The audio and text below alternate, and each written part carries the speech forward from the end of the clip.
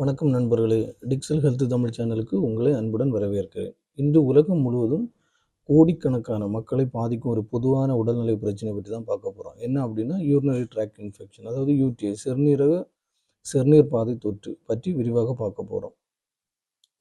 சிறுநீர் கழிக்கும்போது எரிச்சல், அடிக்கடி சிறுநீர் கழிக்க வேண்டும் என்ற உணர்வு, துர்நாற்றம், வீசும் சிறுநீர் அல்லது கீழ் வயிற்று வலி இருந்தால் அது யூடிஐன்னு அறிகுறிகளாக இருக்கலாம்.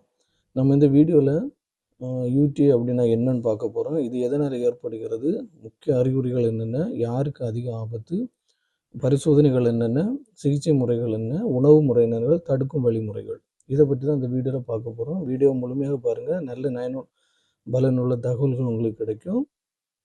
வீடியோவை முழுமையாக பாருங்கள். பிடிச்சிருந்தால் லைக் பண்ணுங்கள், ஷேர் பண்ணுங்கள், சப்ஸ்கிரைப் பண்ணுங்கள். வாங்க வீடியோக்குள்ளே போகலாம். ஃபஸ்ட்டு யூடிஐ அப்படின்னா என்ன? யூரினரி ட்ராக்ட் இன்ஃபெக்ஷன் என்பது சிறுநீரக அமைப்பின் எந்த பகுதியிலும் ஏற்படும் ஒரு பாக்டீரியா தொற்று ஆகும். இது எங்கெல்லாம் பாதிக்கப்படும் பார்த்தீங்க அப்படின்னா சிறுநீரக குழாய், அதாவது யூரித்ரா, சிறுநீரக பை, பிளாடர், சிறுநீரகங்கள், கிட்னிஸ். பெரும்பாலான யூடிஐக்கள் சிறுநீரக பையை பாதிக்கும். சில சமயங்களில் தொற்று சிறுநீரகத்திற்கு பரவலாம். அப்புறம் என்னென்னா இது ஏன் ஏற்படுது அப்படின்னு பார்த்தீங்கன்னா இதற்கு முக்கிய காரணங்கள் பார்த்தீங்கன்னா யூடிஐ பெரும்பாலும் இசிச்சீரிசியா கோலி, அதாவது ஈகோலி என்ற பாக்டீரியாவால் ஏற்படுகிறது.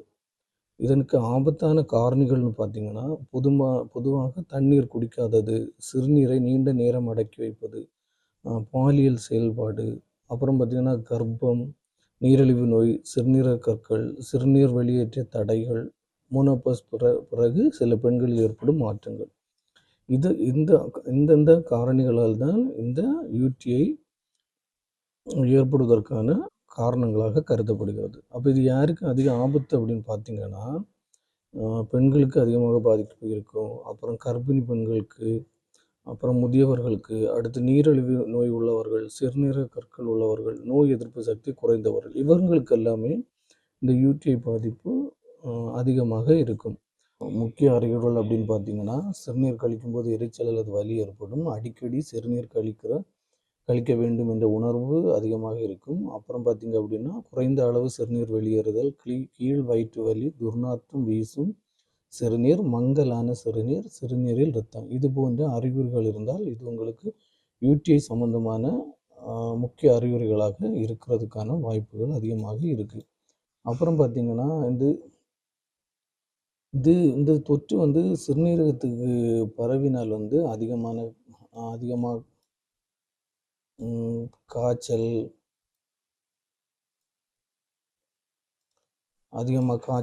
நடுக்கம், முதுகெலுது, பக்கவாட்டு வலி, குமட்டல், வாந்தி, இவை அவசர தேவையாக கருதப்படும் முக்கிய அறிகுறிகளாக இருக்கலாம். இதை எப்படி நம்ம கண்டறிவது? மருத்துவர் பரிந்துரைக்கக்கூடிய பரிசோதனைகள், அதாவது urine routine test, urine culture, இரத்த பரிசோதனை தேவைப்பட்டால் அல்ட்ராசவுண்டு, சிடி ஸ்கேன் சிலருக்கு டாக்டர்கள் பரிந்துரைக்கலாம். அப்போ இதுக்கான சிகிச்சை முறைகள்னு பார்த்தீங்கன்னா யூடிஐக்கு சிகிச்சை அதன் காரணம் மற்றும் தீவிரத்தை பொறுத்து மாறுபடும். மருத்துவர் பொருத்தமான ஆன்டிபயோட்டிக்ஸ் மருந்துகள், வலி அல்லது எரிச்சலை குறைக்கும் மருந்துகள், அதிக தண்ணீர் குடிக்க ஆலோசனை போன்றவைகளை வழங்கலாம். முக்கியமாக பார்த்தீங்கன்னா மருத்துவர் பரிந்துரைத்த ஆன்டிபயோட்டிக் மருந்துகளை முழுமையாக எடுத்துக்கொள்ள வேண்டும். அதாவது முழுமையாக மீன்ஸு 7 நாள் என்றால் அது ஒரு 7 நாள், 5 நாள் என்றால் 5 நாள், அந்த முழுமையான கோர்ஸை முடிக்க வேண்டும். அப்போ தான் அந்த ஆன்டிபயோட்டிக்கோட பலன் முழுமையாக கிடைக்கும். நம்ம என்ன சாப்பிட வேண்டும் அப்படின்னு பார்த்தீங்கன்னா போதுமான அளவு தண்ணீர் குடிக்க வேண்டும், காய்கறிகள் நிறைய சாப்பிடணும், பழங்கள் நிறைய சாப்பிடணும், நார்ச்சத்து நிறைந்த உணவுகள் சாப்பிடணும், சமநிலையான உணவு முறைகளை சாப்பிட்டு பழக வேண்டும். இதெல்லாம் தான் உங்களுக்கு உடல் சார்ந்த பிரச்சனைகள்லேருந்து விடுபடுவதற்கான அதிக வாய்ப்புகளை தர வேண்டும். என்ன தவிர்க்கணும் அப்படின்னு பார்த்தீங்கன்னா நீண்ட நேரம் சிறுநீரை அடக்கி வைப்பது, மருத்துவர் ஆலோசனை இல்லாமல் ஆன்டிபயோட்டிக் மருந்துகளை எடுத்துக்கொள்வது, உடலில் நீர்ச்சத்து குறைவது, இது போன்றவைகளை தவிர்க்க வேண்டும். அப்போ அதுக்கேற்ற மாதிரி நம்ம உணவு முறைகளை மாற்ற வேண்டும். அப்புறம் பார்த்திங்கன்னா வாழ்க்கை முறை மாற்றங்கள் அப்படின்னு பார்த்தீங்கன்னா தினமும் போதுமான அளவு தண்ணீர் குடிக்கணும், தனிப்பட்ட சுகாதாரத்தை பேணணும், சிறுநீரை அடக்கி வைக்கக்கூடாது, அப்புறம் மருத்துவர் கூறிய சிகிச்சைகளை முழுமையாக பின்பற்றணும், நீரிழிவு இருந்தால் இரத்த சர்க்கரையை கட்டுப்பாட்டில் வைத்திருக்கணும். இதெல்லாம் தான் நம்மளுடைய வாழ்க்கை முறை மாற்றங்களை கடைபிடித்தால் மட்டும்தான் உங்களுடைய நிறைய பிரச்சனைகள்லேருந்து விடுபடுறதுக்கான வாய்ப்புகள் அதிகமாக இருக்குது. இது சாத்தியமான சிக்கல்கள் என்ன இருக்குது பார்த்தீங்கன்னா, இந்த யூடிஐ சிகிச்சை பெறாமல் விட்டால் சாத்தியமான சிக்கல்கள் அப்படின்னு என்னென்னு பார்த்தீங்கன்னா, சிகிச்சை பெறாமல் இருந்தோன்னா கிட்னி இன்ஃபெக்ஷன் ஏற்படுறதுக்கான அதிக வாய்ப்பு இருக்குது.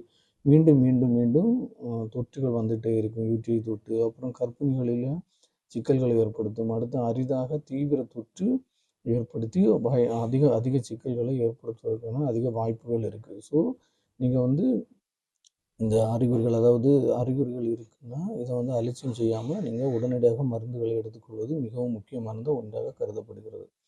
அப்புறம் பார்த்திங்கன்னா, யூடிஐ வந்து தானாமே குணமாகிடும்னு சிலவங்க நம்பிட்டு இருப்பாங்க. அப்படியெல்லாம் இல்லை, எல்லா நேரமும் இல்லை. சிலவங்களுக்கு வந்து தொற்று தீவிரமான மருத்துவ சிகிச்சை கண்டிப்பாக தேவைப்படும். ஆன்டிபயோட்டிக் 2 நாள் எடுத்தால் போதுமா அப்படின்னா, அது நம்ம இந்த மாதிரி தவறுகளை செய்யக்கூடாது. மருத்துவர் கூறிய முழு காலத்தையும் பின்பற்ற வேண்டும். அப்போ தான் அந்த மருந்துகளுக்கு பலன் கிடைக்கும். அப்புறம் யூடிஐ வந்து பெண்களுக்கு மட்டும்தான் வரும்னா, எல்லாருக்கும் வரலாம். ஆண்களுக்கும் யூடிஐ ஏற்படும், குழந்தைகளுக்கும் வர வாய்ப்பு இருக்குது. ஸோ நீங்கள் கேர்ஃபுல்லாக இருக்க வேண்டும். அதிகமான தண்ணீர் குடிக்கிறது வந்து மிகவும் முக்கியம். அதாவது இப்போ வெயில் காலங்கள் வந்து வந்துச்சுனாலும் சரி, குளிர்காலங்களாக இருந்தாலும் தண்ணீர் வந்து போதுமான அளவு தண்ணீர் குடிக்கலாம். யூடிஐ இன்ஃபெக்ஷன் வர்றதுக்கான வாய்ப்புகள் அதிகமாக இருக்குது.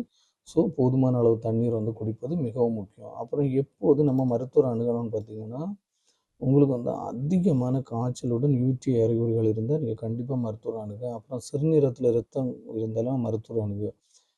அப்புறம் கடுமையான முதுகு வலி, தொடர்ந்து வாந்தி இருக்கும், கர்ப்பமாக இருந்து யூடிஐ அறிகுறிகள் இருப்பது இதெல்லாமே வந்து நீங்கள் அவசரமாக மருத்துவர் அணுகி மருத்துவ ஆலோசனை பெற்று மருந்துகள் எடுத்துக்கொள்வது மிகவும் முக்கியமான தருணங்கள் ஆகும்.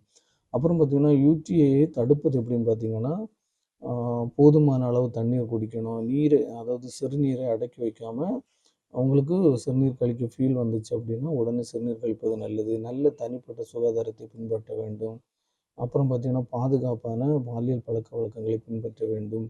அப்புறம் மீண்டும் மீண்டும் யூடிஐ ஏற்பட்டால் மருத்துவரின் ஆலோசனை பெற வேண்டும். இதெல்லாம் தான் நீங்கள் யூடிஐலேருந்து வராமல் தடுப்பதற்கான வழிமுறைகளாக கருதப்படுகிறது. ஸோ இதெல்லாம் ரொம்ப முக்கியம்.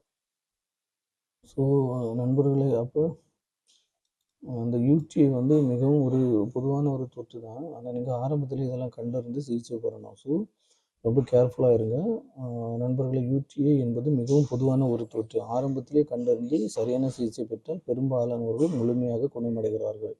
அறிகுறிகளை அலட்சியம் செய்யாமல் தேவையான நேரத்தில் மருத்துவரை அணுகுவது மிகவும் முக்கியம்.